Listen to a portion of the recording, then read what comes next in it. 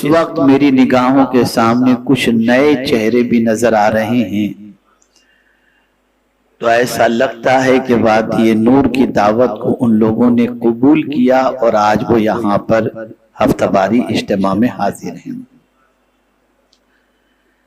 आज का मौजू आप जानते हैं कि कैसे बेहतर इंसान बने।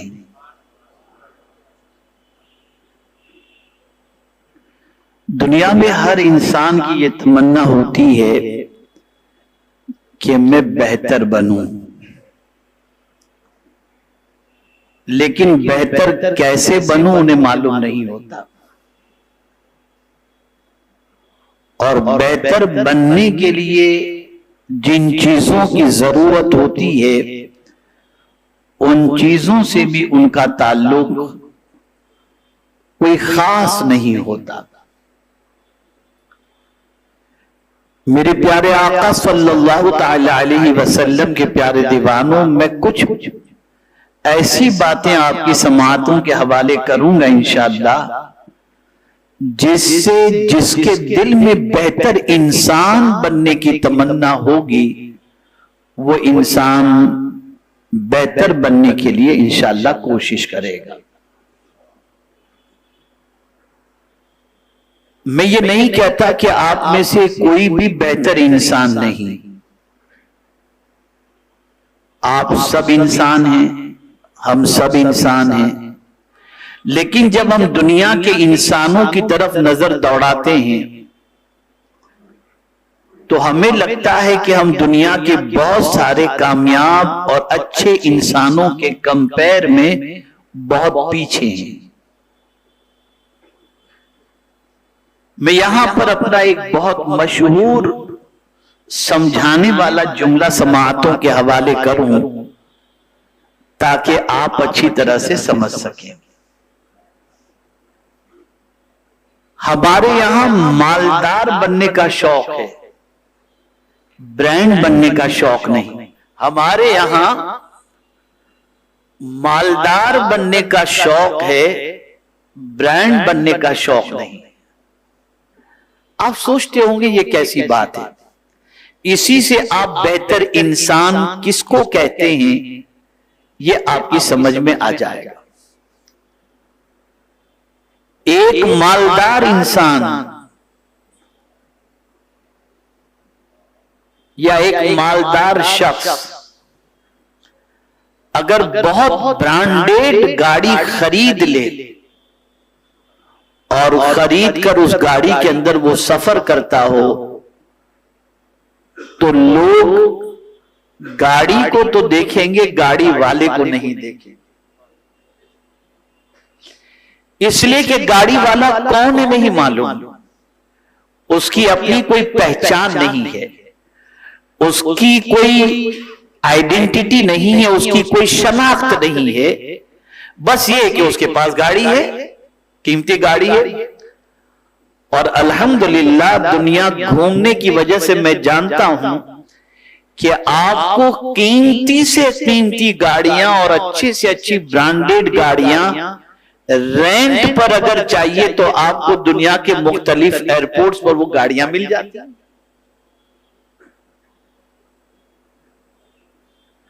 तो एक अननोन पर्सन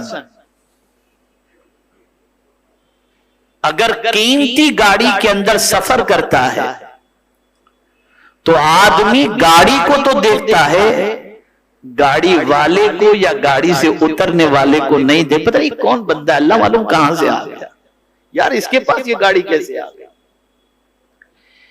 लेकिन जो बेहतर इंसान होता है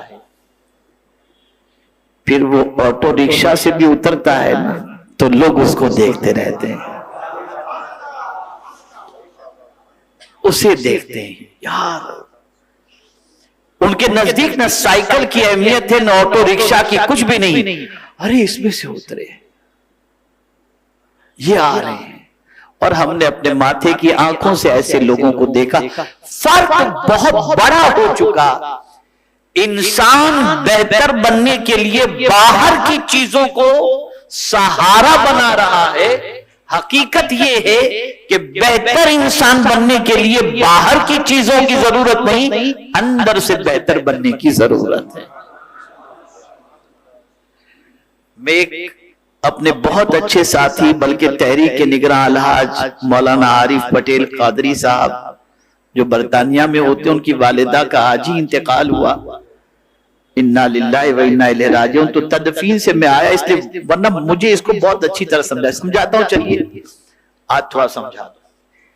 उलमा तशरीफ फरमाए, मुफ्तियान किराम तशरीफ फरमाए, थोड़ा सा मैं समझाऊं ये कुरान के अंदर इस तरीके से क्यों है। एक तरफ तो कुरान कह रहा है इन्ना अकरमकुम इंदल्लाहि नहीं लक़द कर्रमना बनी आदम, हमने बनी आदम के सर पर ताजे करामत रखा। कहीं फरमाता है लक़द खलक़नल इंसान फी अहसनि तक़वीम, हमने इंसान को अच्छी साख्त पर पैदा फरमाया। एक तरफ ताजे करामत भी है, एक तरफ अच्छी साख्त में पैदा करने की बात भी है। और कहीं अल्लाह अज़्ज़ व जल्ल इरशाद फरमाता है काना जहूला, या अल्लाह एक तरफ फजीलत बयान की जा रही है, दूसरी तरफ ऐब बयान किया जा रहा है। तो सवाल यह पैदा होता है कि जिसके सर पर ताजे करामत रखा गया वो ऐबदार कैसे।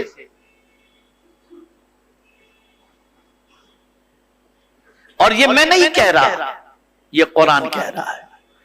इसको थोड़ा सा समझ लो मेरे प्यारे आका सल्लल्लाहु अलैहि वसल्लम के प्यारे दीवानों। जब इंसान को दो चीजों के जरिए आप समझेंगे तो आपको ये चीज समझ में आएगी। इंसान का जिस्म बना है आग मिट्टी पानी हवा से, और इंसान के अंदर जो चीज है जो इस पूरे जिस्म को मुतहर्रिक रखती है वो है रूह। तवज्जो चाहूंगा, है जरा गाढ़ा मजमून, लेकिन उलमा भी हैं तलबा भी हैं। मैं चाहूंगा थोड़ा सा अक्ल का दरीचा खुल जाए ताकि समझ में आए कि किस तरीके से जो है अवाम की जहन साजी होती है। एक है जिस्म, एक है रूह। जो जिस्म बना है अल्लाह अज़्ज़ व जल्ल ने जिन चीजों से बनाया, इन चीजों के अंदर खासियत है। किसी में उजलत आप देखते चले जाएं, मिट्टी के हवाले से, आग के हवाले से, पानी के हवाले, आग फौरन जला देती है, पानी बुझा देता है, हवा तेज होती है। ये सारी चीजें आपको मिलेंगी। इंसान इन चीजों से बना है। तो अगर इस एतबार से देखा जाए, मादी चीजों के एतबार से, तो इंसान में नक्स है। और ये जो कहा गया लक़द कर्रमना बनी आदम, तो अगर बंदा जिस्मानी एतबार से कमजोर है और रूह के एतबार से ताकतवर है तो उससे सर पर करामत का ताज रखा गया।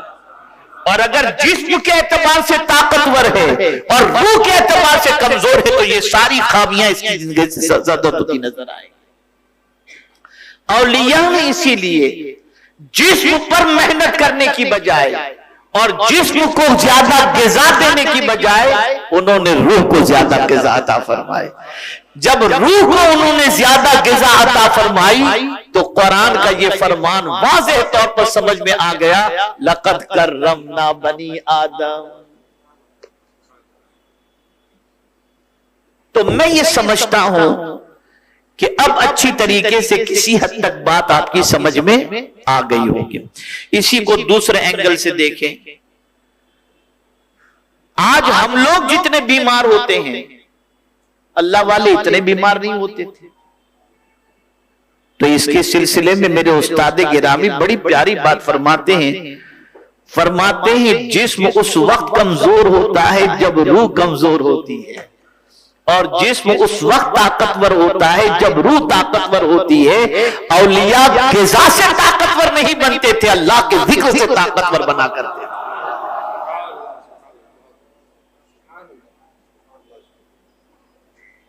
गौसे पाक तो कई दिनों तक कुछ भी नहीं खाए, ताकतवर ऐसे कि मुर्दे को ठोकर मारे तो जिंदा हो जाए, ताकतवर। अब आइए, मैं मजमून थोड़ा सा तवील है लेकिन अब मैं आपको समझाता हूं। देखिए इसी एतबार से कुरान को समझे आप। माशाअल्लाह आज जो है जिम में जाकर के लोग अपने आप को एकदम बिल्कुल वी शेप के अंदर बॉडी बनाते हैं, निकले तो लगे कि कोई सांप जा रहे हैं। वो अपनी निगाहों में मर्द होंगे और कुरान की निगाहों में मर्द कौन है उसे समझ लीजिए। तो कुरान के दर रिजालुल ला तुलहीहिम तिजारतुम वला बैउन अन जिक्रिल्लाह। कुरान की नजर में मर्द वो है कि तिजारत उसे अल्लाह के जिक्र से गाफिल नहीं कर सकती। ये है मर्द। और सूफिया की इस्तिलाह में मर्द इसी को कहते हैं, इसी को मर्द कहते हैं। इसीलिए कहते हैं मर्दाने दरवेश। अब आइए थोड़ा सा और इजी कर दूं, वरना आप सोचेंगे कि भाई ये तो समझने के लिए जरा मुश्किल मसला होगा, लेकिन थोड़ा सा इजी कर दूं ताकि आप अपने आप को उस सांचे में ढाल सकें। बेहतर इंसान बनने के लिए आपको सबसे ज्यादा जिस चीज की तरफ तवज्जो देनी है प्रायोरिटी में, वो है कंफर्ट जोन से बाहर निकलना। यार मेरी तो आदत है 8 घंटे की नींद नहीं होगी तो मजा नहीं आता। मेरी तो आदत है एयर कंडीशन न हो तो मैं जी नहीं सकता। अगर आपको बेहतर इंसान बनना है तो सबसे पहले कंफर्ट जोन से बाहर आइए। इसलिए कि कुरान ने वाज़ेह तौर पर हमारी तकलीफ का इब्तिदाई मरहला जो बयान किया वो यही किया, लक़द खलक़नल इंसान फी कबद। आराम में नहीं, तकलीफ में पैदा किया गया।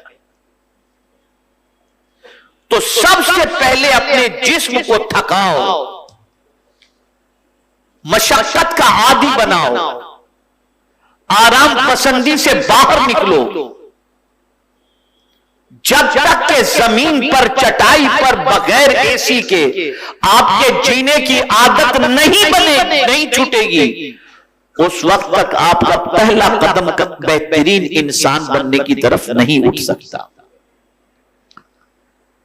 तो बेहतरीन इंसान बनना है तो कंफर्ट जोन से बाहर आए। मेरे प्यारे आका सल्लल्लाहु अलैहि वसल्लम के प्यारे दीवानों, इसको बहुत छोटे जुमले में समझा दूं। आदतों के गुलाम मत बनो। किसके गुलाम मत बनो?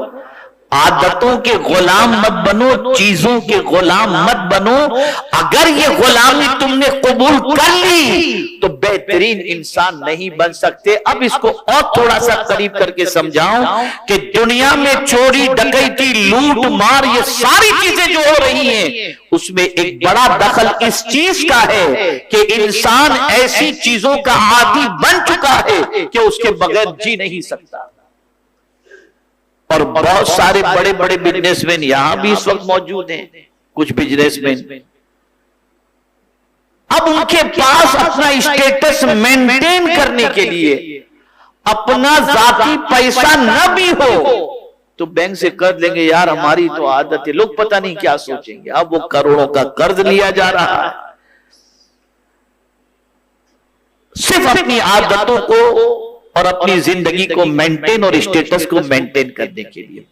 तो बेहतर इंसान बनना है तो मशक्कत के आदी बनो, तकलीफ उठाने की आदत बनाओ। जितने भी सहाबा आप देखेंगे, वल्लाह सारे सहाबा की जिंदगी उठाकर देखो और खुद रहमत आलम सल्लल्लाहु अलैहि वसल्लम की हयात तैयबा उठा करके देखो तो आपको पता चलेगा कि सबने अपनी जिंदगी कंफर्ट जोन के अंदर नहीं बल्कि मशक्कतों के अंदर गुजारी है।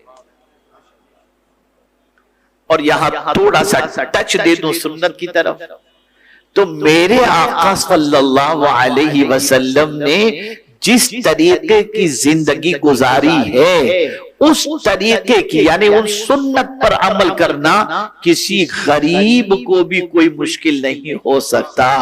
चटाई पर सोना, हाथ का तकिया बना लेना। अब कंफर्ट जोन की बात करूं, अल्लाह अकबर, रसूल आजम सल्लल्लाहु अलैहि वसल्लम की बारगाह में फारूक आजम रज़ी अल्लाह तआला अन्हु तशरीफ लाए तो पुश्ते अनवर पर चटाई के निशान थे। सरकार से अर्ज करते हैं हुजूर इजाजत दे तो नर्म गद्दे का इंतजाम कर दूं ताकि हुजूर आराम से सोएं। कुर्बान जाइए मेरे आका के जवाब। और फिर फारूक आजम ने यह भी अर्ज किया हुजूर दिगर बादशाह तो बहुत महल के अंदर और आराम से रहते हैं और सैयदुल अंबिया इस तरीके से। सरकार ने फरमाया उनके लिए दुनिया है, हमारे लिए आखिरत। निकाला कंफर्ट जोन से, निकाला कंफर्ट जोन से। मेरे उस्ताद गिरामी ने एक बड़ी प्यारी बात बताई, चूंकि उलमा मौजूद हैं। उन्होंने फरमाया कि तुम्हें मालूम है कि सहाबा की तरबियत हुजूर ने कहां की और कैसे की। अब हम लोग तो क्या है, सोहबत लेकर बैठ जाते हैं और चीजों को, सारी चीजों का तस्करा करते हैं। उन्होंने कहा कि सहाबा की सही मानों में तरबियत शाम अबी तालिब के अंदर हुई।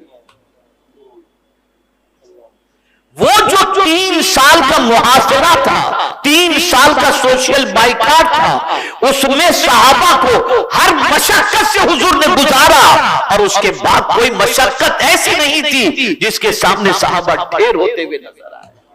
ये तरबियत है।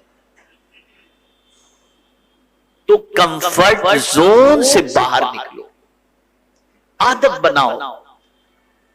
अल्लाह ने अच्छा दिया है, अच्छी तरीके से रखा है, तो मैं ये नहीं कहता कि आप उसका इस्तेमाल ना करो। लेकिन कभी तकलीफ आ जाए, कभी ऐसी बात भी आ जाए, कभी चटाई पर भी सोने की आदत रखें, कभी इस तरीके से भी कि बगैर पंखे के। मैं अपना एक वाकया बताऊं, शायद यहां पर बिहार के भी आज एक आलिम, दो आलिम तशरीफ लाए में नजमी उलमा। मैं बताऊं, मैं बहुत थका हुआ था, लंबा सफर करके मैं पटना पहुंचा। पटना में एक डॉक्टर साहब हमारे मुरीद हैं, उनके घर पर क़याम का इंतजाम किया गया। अब उनका घर जो है ना टॉप फ्लोर पर, टावर के अंदर, चौथे पर 5वें मंजिले पर उनका घर था। हमने पहले से कह दिया था इसलिए कि गर्मी बड़ी शदीद थी। तो मैंने कहा था कि भाई देखो गर्मी शदीद है, मैं थका हुआ हूं, थोड़ी सी नींद मुझे मिल जाए, ऐसा इंतजाम होना चाहिए। अब उनका घर सबसे बेहतर, इंतजाम भी किया गया था, लेकिन इत्तेफाक से वहां का जो पावर का जो होता है वो खराब हो गया और खराब होने की वजह से लाइट नहीं। अब मैं जब पहुंचा ऊपर विदाउट लिफ्ट, थका हुआ था, मुझे बड़ी अच्छी नींद आई। तो मेरी आदत है थोड़ी सोचने की। मैंने कहा यार इतनी थकावट में बगैर एसी के नींद कैसे आई। तो बात ये समझ में आई कि जब आदमी मेहनत कर करके बहुत थक जाता है तो फिर चटाई पर भी नींद आ जाती है और फुटपाथ पे भी नींद आ जाती है। तो ये थकावट थी जिसने एसी का मुझे मोहताज नहीं बनाया। वल्लाह मैं कहता हूं, अगर मुसलमान चाहे इबादत करके, चाहे मेहनत करके थक जाए, उसे किसी चीज की हाजत नहीं। मेहनत शर्त। तो पहली चीज है कंफर्ट जोन से थोड़ा सा बाहर आओ। अब दूसरा कदम, बेहतरीन इंसान अगर बनना है तो छोटे छोटे कदम उठाओ। एक साथ में आप बहुत टॉप पर नहीं पहुंच सकते, छोटे कदम ही आपको बड़ा इंसान बना सकते हैं। उसको मैं एक मिसाल के जरिए समझाऊं। रोजाना अगर आप 15 मिनट अच्छी तरीके से मुताला करते हैं, दीन सीखते हैं, तो 6 महीने के बाद आप खुद अपने को पहले से दीनी एतबार से बेहतर समझेंगे। ये छोटा कदम, ये छोटा कदम। तो बेहतर इंसान बनना है तो छोटे छोटे कदम उठाएं। जब आप छोटे छोटे कदम उठाएंगे तो इंशाअल्लाह अज़ीम इन छोटे कदमों के जरिए आप देखेंगे, इन छोटी छोटी चीजों के जरिए आप अपने अंदर बेहतरीन तब्दीली पाएंगे। दूसरे एंगल से आपके अंदर सिगरेट की बहुत आदत है, गुटखे की बहुत आदत है, आहिस्ता आहिस्ता छोड़ें।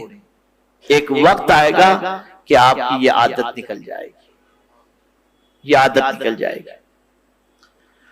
तो आपको बेहतरीन इंसान बनना है तो छोटे छोटे कदम भी उठाना शुरू करें। तीसरी चीज, आप अगर बेहतरीन इंसान बन जाएंगे तो लोग कहेंगे यार ये कैसे इतना बड़ा बन गया, कल तक तो ये ऐसा था, आज इतना बड़ा कैसे बन गया। तो अपने अंदर लोगों के तानों को बर्दाश्त करने की ताकत पैदा कीजिए और इसका रिएक्शन न करें, आप रिएक्ट न करें, इसलिए कि याद रखें एक्शन की उम्र होती है, रिएक्शन की उम्र नहीं होती। एक्शन की एज होती है, रिएक्शन की एज नहीं होती। इसलिए हमेशा याद रखें कि जब आप कामयाबी के रास्ते पर बढ़ रहे हैं, बहुत सारे ताने आएंगे, हसद के शिकार होंगे, आपके खिलाफ मंसूबा साजियां होती रहेंगी, लेकिन बस एक ही चीज, जैसा कि फकीर ने बहुत पहले एक नात कही थी, मैंने रुख कर लिया मदीने का। बस कौन क्या कहता है इसकी परवाह न करो। ये बात मैं इसलिए कह रहा हूं कि हौसला टूट जाता है। अगर कोई ताना दिया, हौसला टूट गया। मैंने एक बिगड़ने वाले को देखा है जो बिगड़ करके सुधर गया था, लेकिन फिर कुछ बातों की वजह से फिर से वो बिगड़ गया, फिर से वो बिगड़ गया। और हमारी सोसाइटी भी, मुआशरा भी ऐसा है कि इसकी पोजीशन ऐसी है कि अगर कोई सुधरता है तो उसको ताना जरूर देते हैं। अरे ये सोचूगे खा के माअज़ल्लाह बिल्ली हज को चली, पता नहीं ये कब से सुधर गया, ये कल तो ये करता था आज ऐसा। ये नहीं कि सुधरने वाले को सीने से लगाया जाए, सुधरने वाले को गले से लगाया जाए, ये नहीं, ताना देंगे। तो ये आपके लिए बहुत बड़ा इम्तिहान होता है कि जब आप कामयाबी के रास्ते पर चलते हैं ना, तो हासिदीन भी पैदा होंगे और ताने भी आपके लिए आएंगे, उसे बर्दाश्त करना है। चौथी चीज, ये दो बातें अब जो मैं अर्ज करने जा रहा हूं ना, अगर इसे आप अपनी जिंदगी में इंप्लीमेंट कर लेंगे ना, तो मैं पूरे कॉन्फिडेंस के साथ कहता हूं इंशाअल्लाह आपका हर आने वाला दिन आपको पहले से बेहतर बना देगा। ये दो बातें जो अब मैं अर्ज करने जा रहा हूं। पहली चीज, YouTube पर देखो वो यहां तक पहुंच गया, हो इतने व्यूज, इतनी मकबूलियत, इतना पैसा। हम कंपेयर करते हैं, तवज्जो चाहूंगा मेरी बात पर, हम दूसरों से खुद को कंपेयर करते हैं और एहसासे कमतरी के शिकार हो जाते हैं, इन्फीरियरिटी कॉम्प्लेक्स का। मैं आपको एक फॉर्मूला देता हूं, सबसे कंपेयर करना बंद करो, खुद से कंपेयर करना शुरू करो। अपने से कंपेयर कैसे करना, मैं जो कल था क्या आज उससे बेहतर बना हूं, ये अपने अंदर पैदा करें। तो जब अपने से कंपेयर करेंगे, यार मैं पहले कितना बिगड़ा हुआ था, अल्लाह का शुक्र है 5 वक्त नमाज का पाबंद हो गया, पहले मेरी ये बुरी आदत थी, अल्लाह का शुक्र है ये आदत निकल गई। जब खुद से कंपेयर करना शुरू करेंगे तब जाकर आप बेहतरीन इंसान बन सकते। खुद से कंपेयर करो।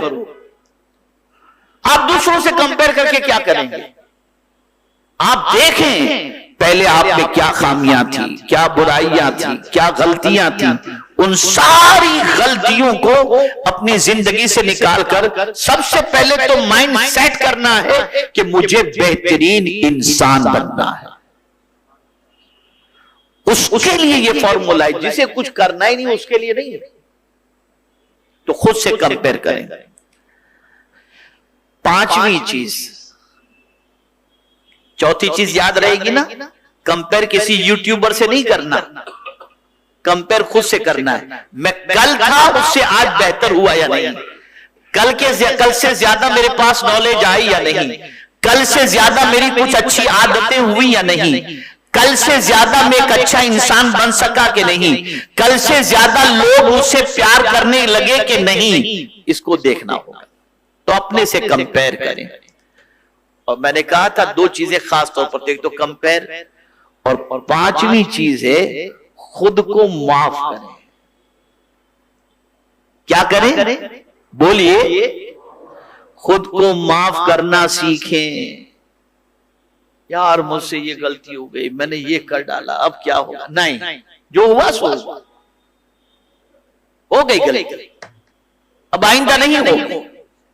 आदमी परेशान इसी में हो जाता है और अपनी जिंदगी का बेशतर वक्त इसी में खर्च कर देता है कि मुझसे ये नहीं होना चाहिए था, मुझे ये करना चाहिए था। मेरे पास आज एक बच्चा आया जो सीए का एग्जाम देने वाला है, डिप्रेशन का थोड़ा सा शिकार था, मुझसे थोड़ा समझने के लिए आया और उसने कहा कि हजरत ऐसा है वैसा है, ये सब बताता रहा। मैंने कहा बेटा एक सवाल मैं तुमसे पूछता हूं, अपनी पास्ट की भी बात की और फ्यूचर की भी बात की। तो मैंने उस बच्चे से बताया, नौजवान से, कि बेटा मुझे ये बताओ कि तुम 4 साल की उम्र के थे तब खुश थे या अभी हो तो खुश हो? इस उम्र में हो तो खुश हो या तुम 4 साल की उम्र के थे तब खुश थे? बोले हजरत 4 साल की उम्र में कोई टेंशन ही नहीं था, बहुत खुश था। मैंने कहा टेंशन छोड़िए, 4 साल की उम्र में खुश थे ना? क्यों खुश थे? याद रखिएगा, क्यों खुश थे? वजह यह है कि 4 साल की उम्र के बच्चे को न पास्ट का कोई टेंशन होता है न फ्यूचर का कोई टेंशन होता है, वो तो प्रेजेंट में जी रहा होता है। अब्बा खिलौना चाहिए, दिए, थोड़ी देर खेला, तोड़ा, फेंका, टूट गया, उसका भी गम नहीं, आगे मिलेगा कि नहीं मिलेगा उसका भी टेंशन नहीं। वो प्रेजेंट से बेनिफिट उठाता है और सोचता है अभी को मैं एंजॉय कर लूं। चाहिए भूल जाओ पास्ट को, भूल जाओ फ्यूचर को, जो अभी की जिंदगी है उससे फायदा उठाओ, उससे फायदा। और इसीलिए वली की तारीफ ही ये की गई, ला खौफुन अलैहिम वला हुम यहज़नून, न उन्हें कोई खौफ और न उन्हें कोई गम, न फ्यूचर का कोई टेंशन है और न पास्ट का कोई गम है। जो होना था सो हो गया, जो होगा सो होगा। अभी की जिंदगी को अल्लाह की याद में गुजार दो।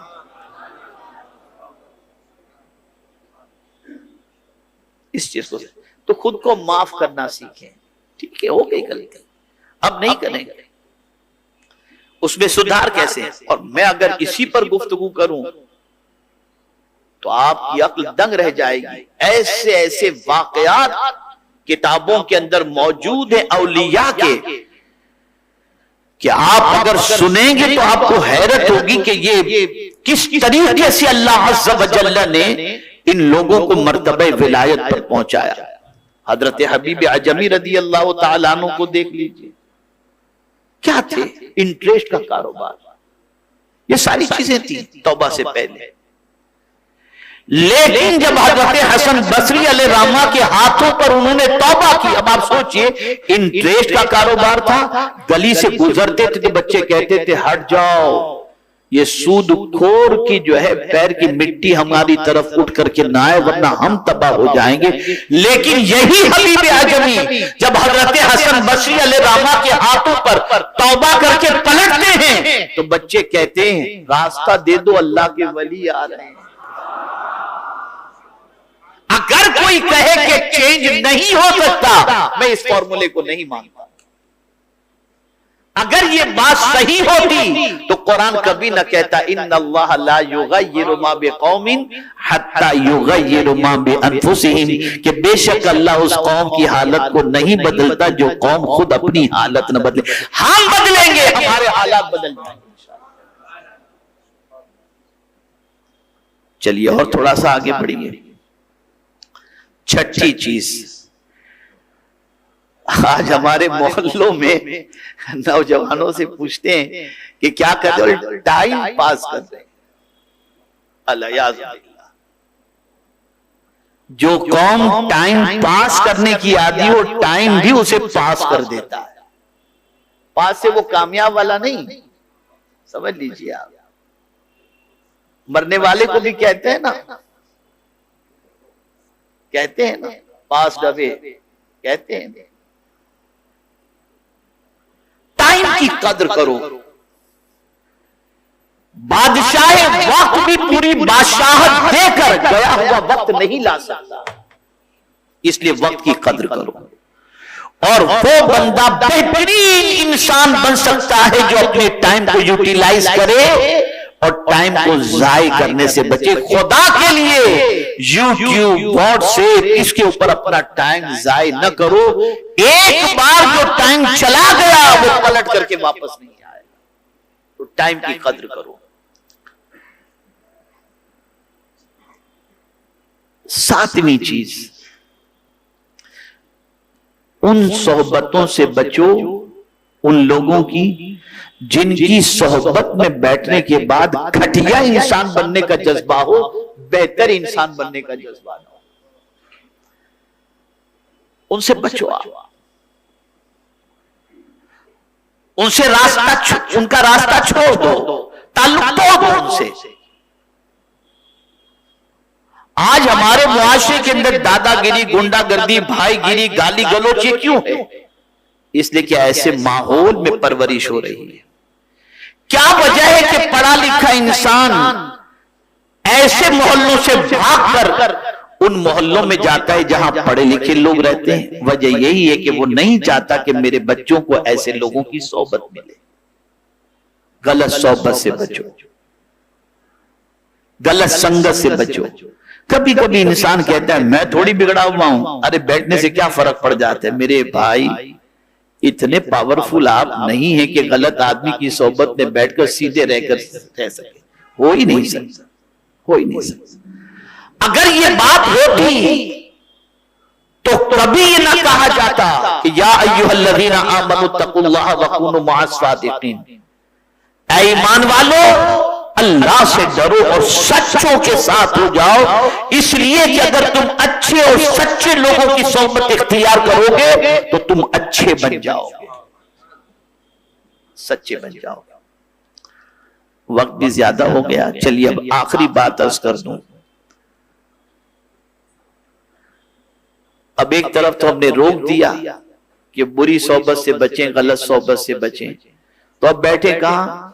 अपने से बड़ों की सोहबत में, अपने से ज्यादा पढ़े लिखे लोगों की सोहबत में, और अपने से ज्यादा अच्छी फिक्र और अच्छे अमल वालों की सोहबत में बैठो।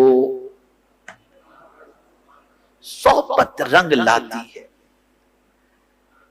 बस एक बात अर्ज कर दूं, कभी कभी उलमा आते हैं तो जरा अच्छा लगता है उनकी मौजूदगी में कुछ बात करना। मैं कमाल की बात ही बताऊं, मैं आया तब अल्हम्दुलिल्लाह अमीरुल मुमिनीन खलीफतुल मुस्लिमीन सैयदना सिद्दीक अकबर रदी अल्लाह ताला अन्हु से मुताल्लिक मौलाना आज़ाद नजमी साहब बयान कर रहे थे। मैं सिद्दीक अकबर की एक खुसूसियत बताता हूं, शायद कि कुछ लोग पहली बार सुने, पहली बार। सिद्दीक अकबर ने हुजूर से जितने भी सवाल पूछे, कोई भी अमल के बारे में नहीं, सारे सवाल ईमान के बारे में पूछे। सारे सवाल ईमान के बारे में।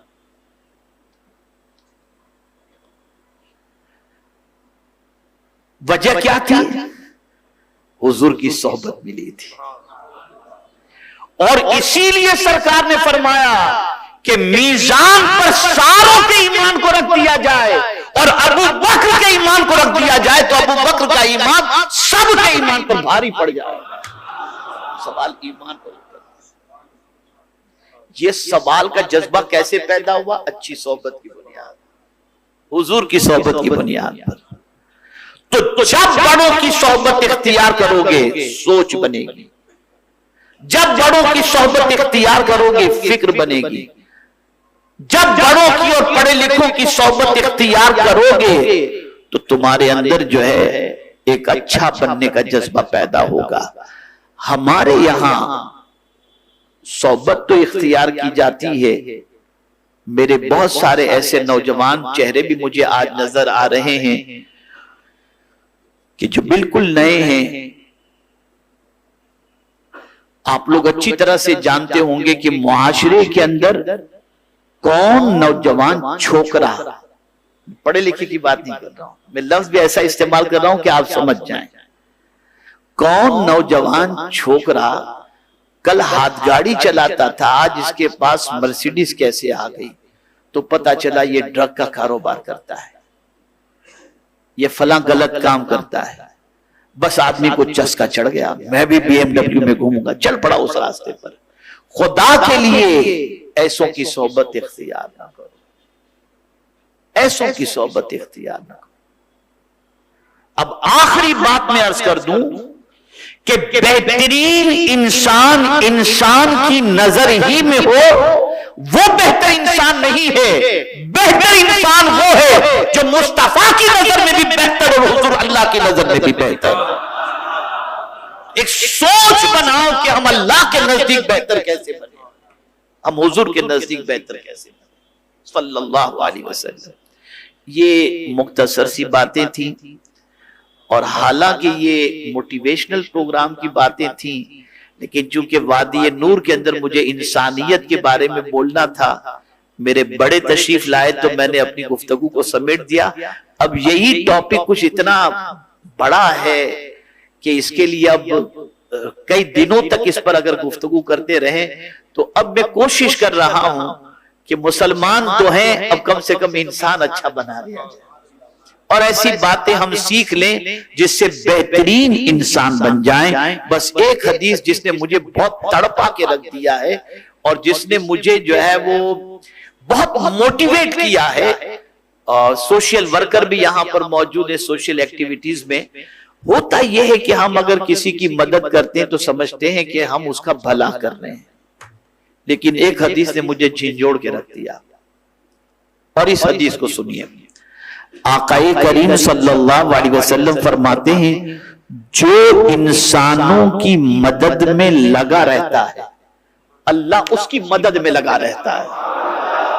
तो हम तो सोच रहे हैं कि इसकी मदद कर रहे हैं, हकीकत यह है कि अल्लाह की मदद के दरवाजे अपने ऊपर खोल रहे हैं। बस अपने आप को दूसरों को मदद करने वाला बनाओ। बेहतरीन इंसान वही है जिससे लोगों को फायदा पहुंचे, लोगों को तकलीफ न पहुंचे। अल्लाह ताला रहमत आलम सल्लल्लाहु अलैहि वसल्लम के सत्व तुफैल मुझे आपको सबको अल्लाह और उसके रसूल के इरशादात पर अमल की तौफीक नसीब फरमाए, और मेरे प्यारे आका सल्लल्लाहु अलैहि वसल्लम के प्यारे दीवानों, पाबंदी के साथ हर शनिचर को तशरीफ लाएंगे ना इंशाअल्लाह, आए भी और लाएं भी इंशाअल्लाह, और सुन्नी दावत इस्लामी से कनेक्ट हो, वाबस्ता हो, ताकि वाबस्तगी के बाद आपकी जिंदगी में निखार पैदा हो सके। अगर कोई कहता है दुनिया मुझसे नफरत करती है, छोड़ दीजिए, आप ऐसे बनने की कोशिश करें कि अल्लाह भी प्यार करे, अल्लाह के रसूल भी प्यार करें, तो दुनिया